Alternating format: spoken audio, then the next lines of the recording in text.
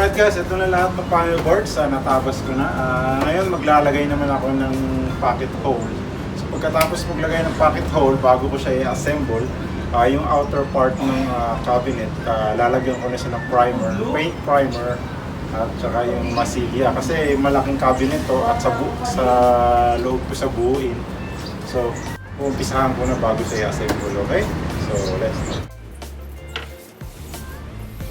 Yung side panel boards lang ang walang pocket hole dito. The rest may pocket hole siya. Kasi doon nating ini-screw yan sa side panel boards.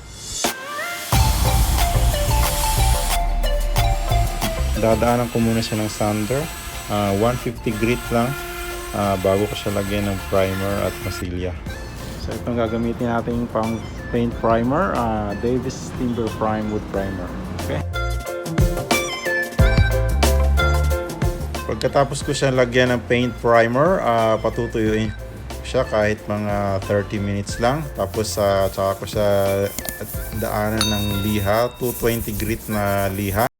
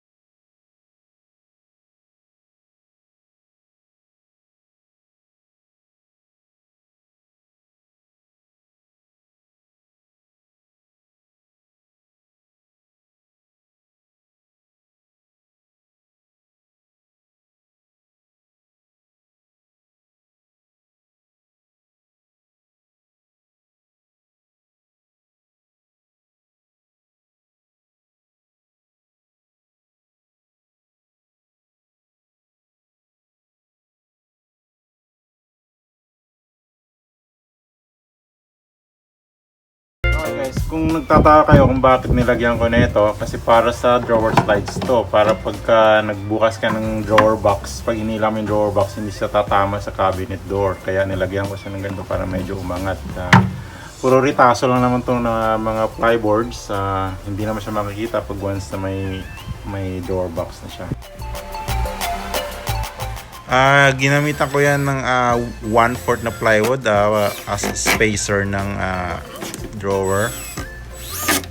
Kung gusto nyo pong malaman yung kompletong detalye kung paano kinakabit yung mga drawer slides at saka kung paano binubuo yung mga drawer box, meron po akong separate video. Ilalagay ko dun sa description. Pwede nyo pong panoorin guys.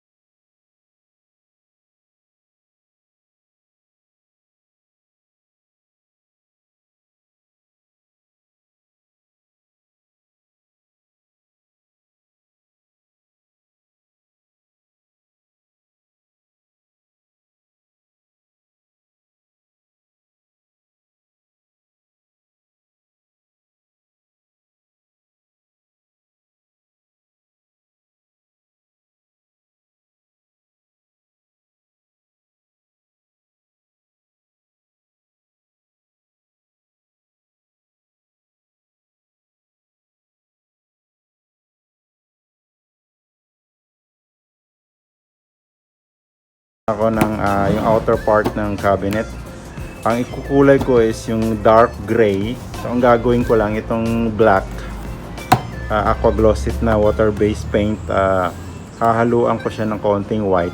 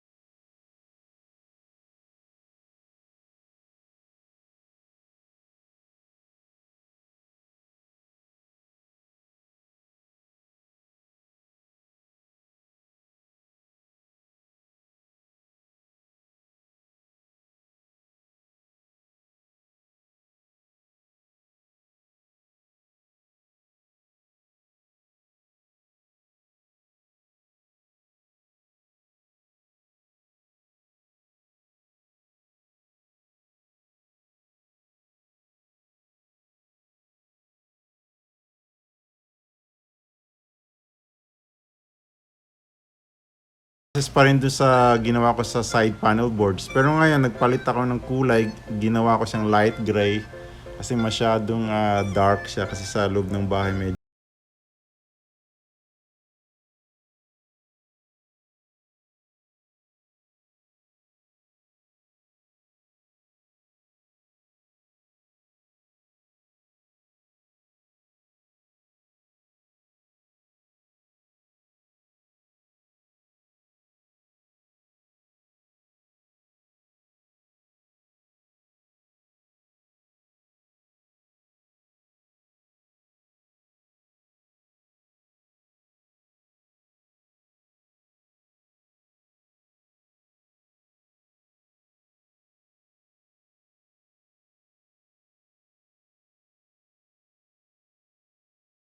Kompletong listahan ng materialis na ginamit ko dito sa project na to. Pwede nyo pong tignan yung description. Ilalagay ko lahat doon.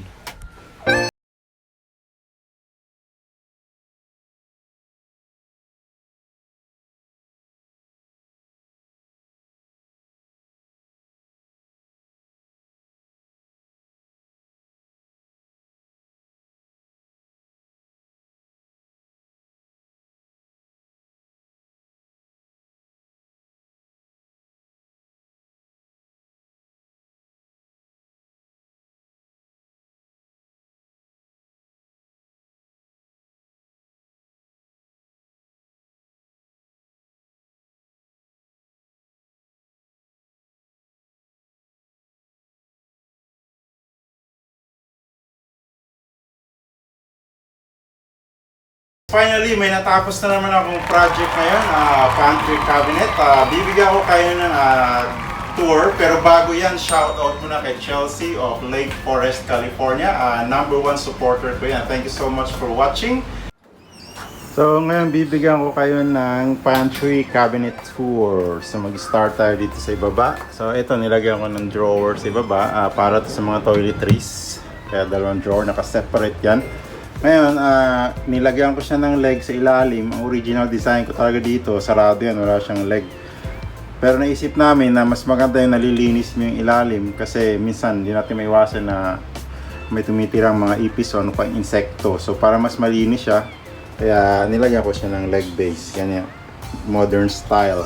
Ito naman mga drawer handle, cabinet handles.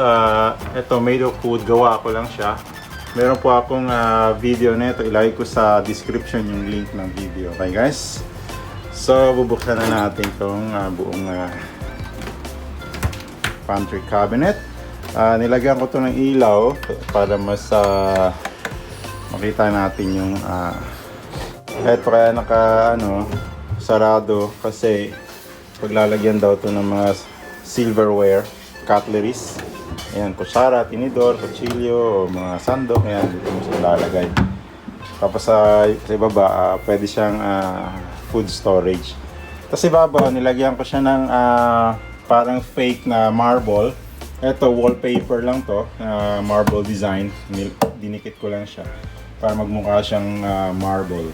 Ayan. Tapos may dalawang shelves dito.